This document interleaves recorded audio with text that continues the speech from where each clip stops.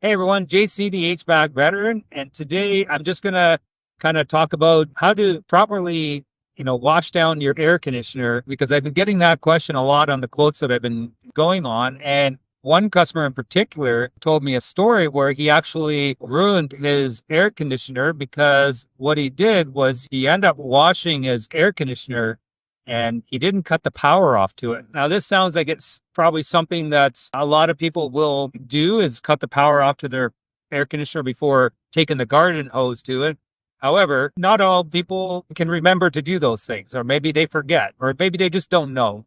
So usually your air conditioner or your heat pump, it's going to have what's called a quick disconnect. And that's going to be a little electrical box that's above the air conditioner or beside it on the wall. And if it's a really, really old air conditioner, like really old, then maybe there may not be one because there was a time when that wasn't a code.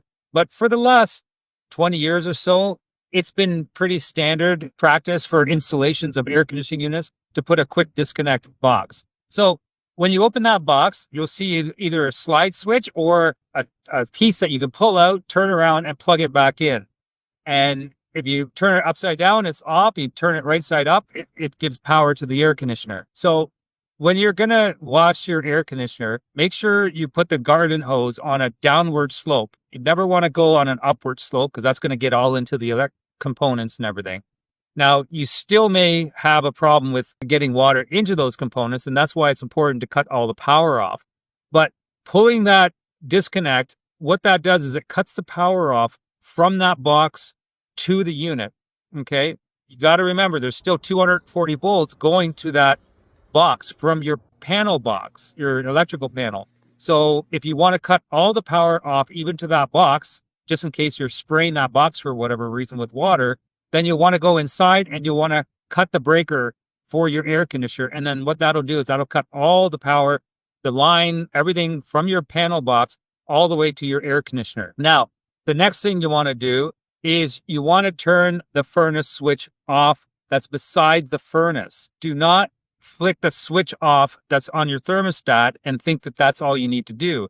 And a lot of people don't even do that. But what you have to understand is that there's 240 volts, which comes from your electrical panel to your air conditioner. That feeds the main power. But you also have a 24 volt circuit. And a lot of times people blow their circuit boards on their furnaces because they don't cut the power off to that. And when they do the water, it ends up shorting out that circuit board and basically it surges back and surges out that circuit board. Now, some circuit boards might have a fuse, but there's some that don't. And, and even with a fuse, I've actually seen it bypass a fuse for whatever reason and still blow the circuit board. So that being said, you're going to want to turn the furnace switch off. That's the safest thing because what that does is it cuts the power off to the actual furnace, and the power wire that goes from the 24 volts circuit actually comes from your furnace. It doesn't come from your thermostat. So if you just cut the thermostat off, I've seen instances where sometimes you can end up getting power going back to the air conditioning unit. So just cut them both off, and then after you're done, leave the power off for at least, I don't know, maybe half an hour to an hour. Let all the water really drip out and dry up and whatnot. And then you can feel safe to go ahead and turn your air conditioner back on. So that tip alone is going to probably save, sometimes up to thousands of dollars in repairs, at least a couple $100 in service calls. So anyways, I'm JC the HVAC Veteran, and that's just another one of my tips for you, my viewers. Have a great day.